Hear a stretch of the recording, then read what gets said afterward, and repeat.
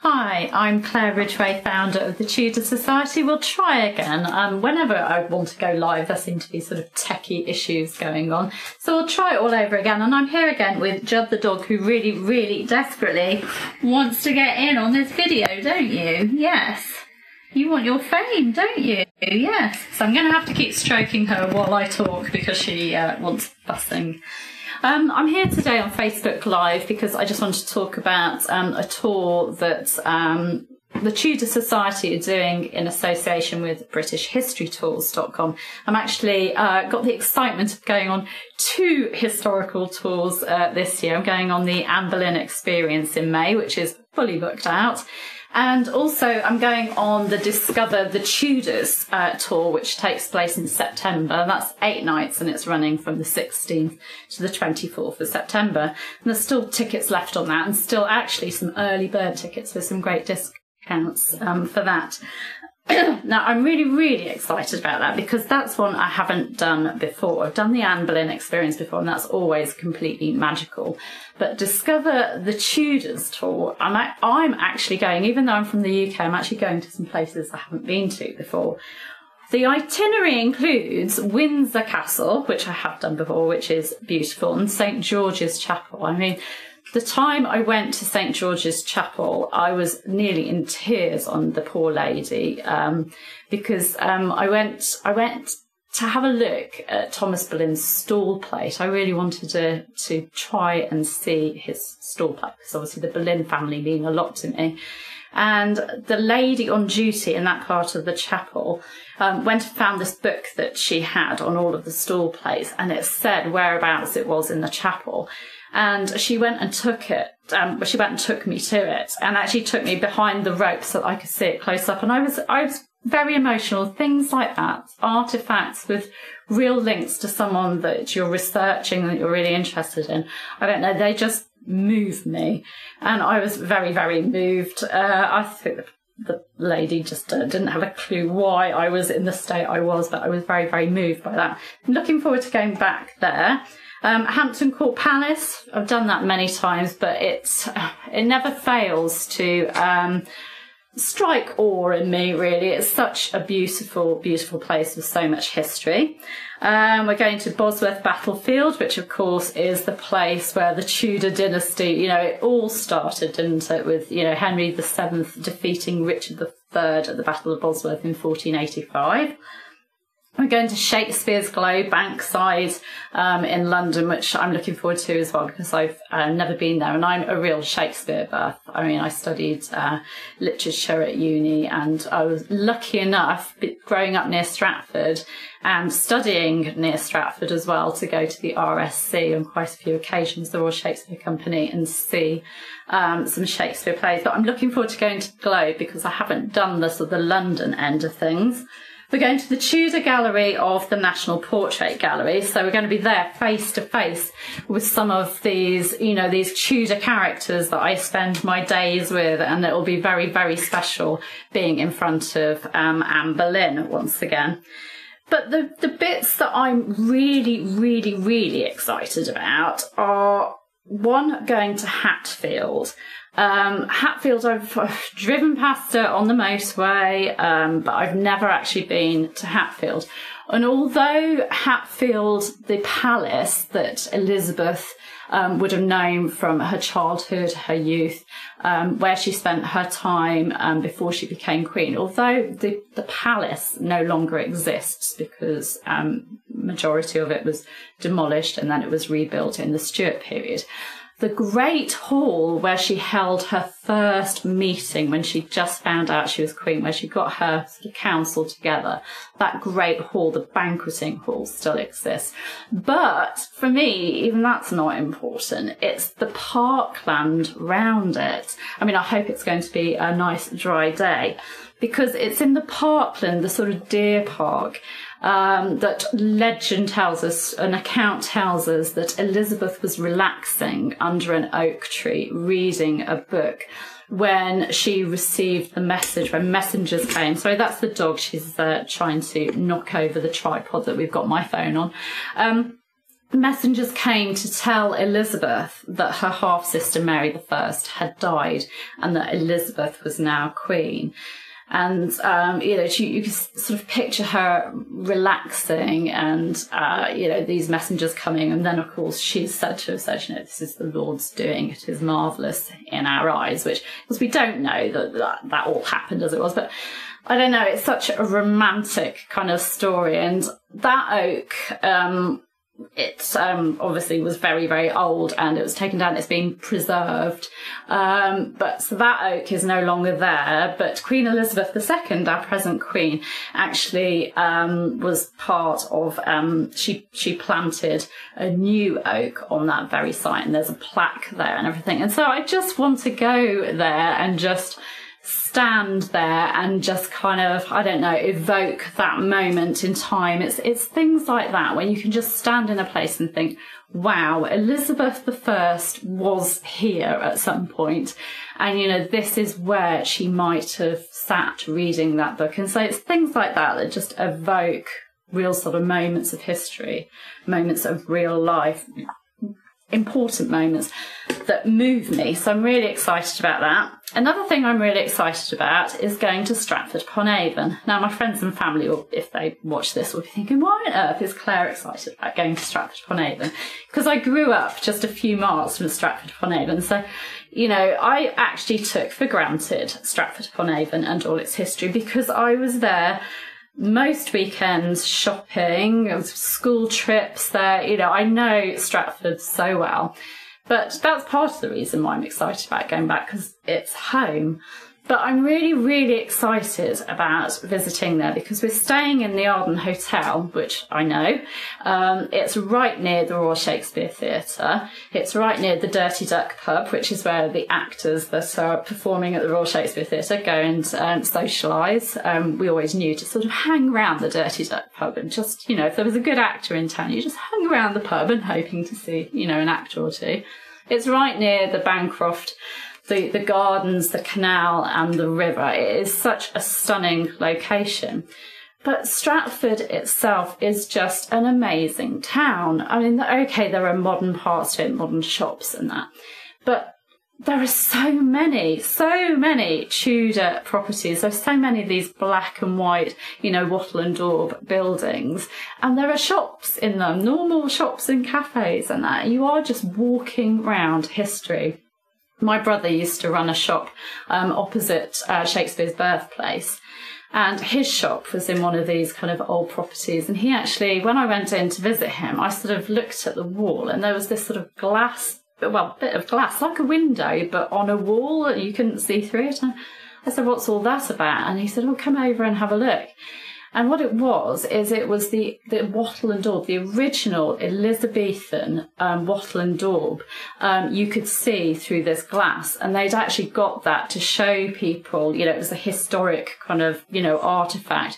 Look, this is the original wall. And so visitors, to his shop while they were browsing gifts could also look at this, original Elizabethan wall. So, and Stratford is just like that. Everywhere you go, everywhere you turn, there's a bit of history.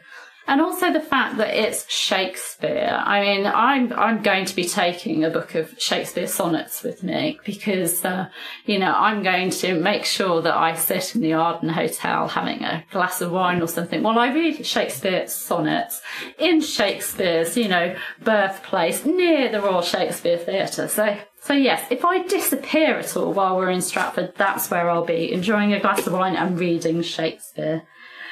The other place that I'm really excited about going to is Kenilworth Castle. Kenilworth Castle has to be one of my favourite. I think sometimes I say it's my sort of second favourite after Hever Castle in Kent. Kenilworth Castle is one of my favourite historical locations. I just love going there. I mean, it was somewhere I knew very well because I was a student near Kenilworth. I went to Warwick University, so Kenilworth was very, very close. I used to go for picnics there. I used to watch fireworks at fireworks night there. So again, that will be kind of going home, nostalgia and memories. But for me, it's another place where I can just walk around and kind of evoke these stories and history. I mean, Robert Dudley has to be one of my favourite historical personalities. Robert Dudley, Earl of Leicester, who, of course, was a big favourite of Elizabeth I, and someone I believe was Elizabeth's, true love, the man that she really wanted to marry but couldn't. And in 1575, I think I've got that date right, Elizabeth went to stay at Kenilworth Castle, which was Robert Dudley's home. It was his seat. And it was the longest visit to somewhere of a nobleman's, property in her reign. So she spent 19 days at Kenilworth Castle. And Robert Dudley had planned out her visit so carefully. He'd built a gatehouse. He'd built state apartments for her at his castle so that she would feel at home. So these were the proper, dwellings, proper accommodation for a queen. So he'd done all that. While she was there, I think, he made his gardeners, in the middle of the night kind of thing, he created this garden for her, this pleasure garden. And actually at Kenilworth, they've recreated that, and it's stunning. It's lovely to walk around. So there's the garden as well that he did especially for her. He devised, with help, a whole programme of sort of events, pageants and plays. And this was all part, it is thought, of his last-ditch attempt to persuade Elizabeth to marry him. Things didn't go as planned. The pageants, plays didn't all go as planned, and he never did, convince, or perhaps even ask Elizabeth to marry him. But it is thought that that's what it was all about. And so you're walking around Kenilworth. A lot of it is in ruins. I mean, it dates back way further than Elizabeth's time. It's a medieval castle, and it had a big sort of deer park, and there's a mere and all sorts of it. It's in a stunning location.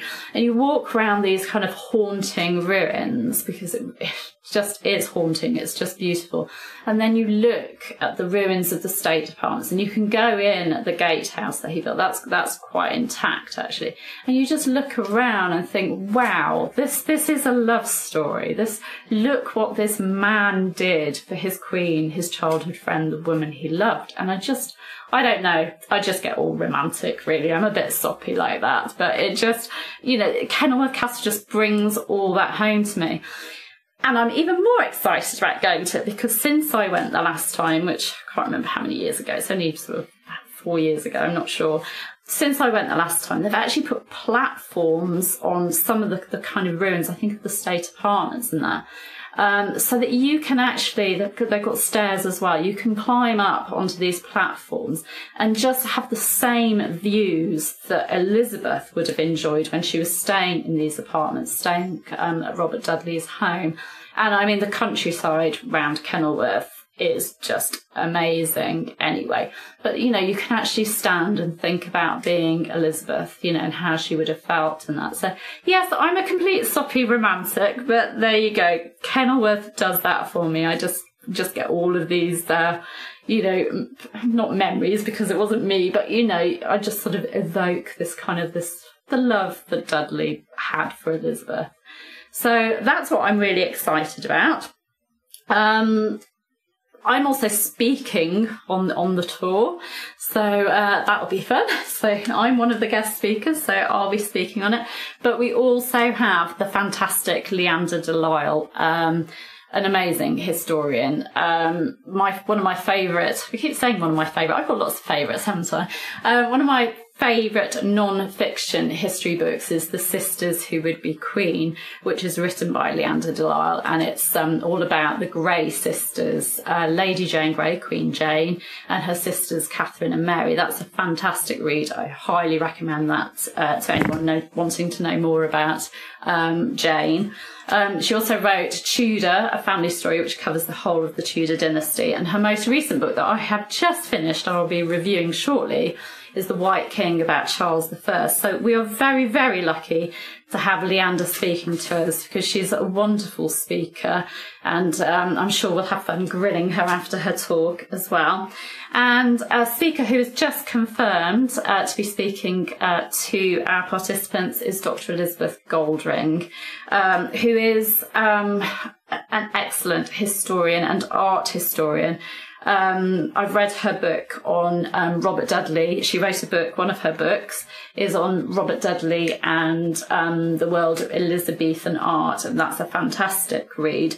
So we can go to Kenilworth Castle and then we can talk to Elizabeth Goldring about her thoughts on Robert Dudley and Elizabeth, and also Robert Dudley's collection of art. And at the moment, she's working on a book on Nicholas Hilliard, the famous artist and miniaturist of Elizabeth I's reign. And he's a man who, really fascinates me. So I can't wait to grill her on her research. I do hope she'll share her research with us. So, but I would have to say the thing I'm looking forward to most, and there's quite a lot of things I'm looking forward to with this tour, but the thing I'm looking forward to most is talking Tudor.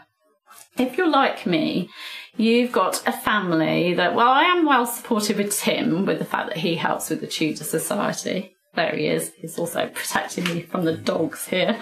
But if you're like me, you've got children and other family members and friends that you can't really talk Tudor with. Do you get that? You start, you might be talking about something, what did you watch on telly the other night? You go, oh, yes, I was watching the documentary on Lady Jane Grey or whatever. And you start talking and you can see their eyes getting sort of glazed, sort of clouding over. And you kind of think, oh, I better shut up now. Or, you could be watching a film with someone and it's a historical film and suddenly it goes very inaccurate and you can't help muttering under your breath or throwing something at the TV and your friend just despairs of you. Yeah, you might know what I mean. I'm sure that some of you out there are the only Tudor history lover in your sort of group of friends or your family. So having the chance to spend 8 nights with people, other Tudor history lovers, to me that's just bliss, that's just paradise. You're going to have to shut me up, tour participants, really, because I'm just going to be taking every opportunity to talk Tudor with people that will understand what I'm going on about, who will understand my passion and why I love it so much. So yes, just the informal discussions as we're walking round places, talking over meals and drinks, talking in the coach, just talking and sharing our views and debating Tudor topics. I think that is the thing that I am looking forward to the most. But yes, you will have to shut me up if you're coming on the tour, I'm sure, because I might go a little bit mad. So I'm really, really excited about doing these 2 tours this year. Seeing some fantastic historical locations, spending time with history lovers and listening to some wonderful talks as well. I can't wait. If you're interested in joining me, and who wouldn't, then you can find out more about the Discover the Tudors tour on BritishHistoryTours.com. All the details are there, the itinerary, the costs, and you can even book your ticket. Give us the date again. The date, sorry, Tim, yeah. The date, 16th to 24th of September this year, 2018. Yes, I hope you can join me. So thanks for joining in, and I'll see you soon. Take care. You need to say thanks weekend. to Ruth. Thank you, Ruth. And who else is joining in? No more comments from people. No more comments. Well, thank you to everyone that's listened to me and that's put up with me with my passion for Tudor history here. Take care. Have a great weekend. See you soon.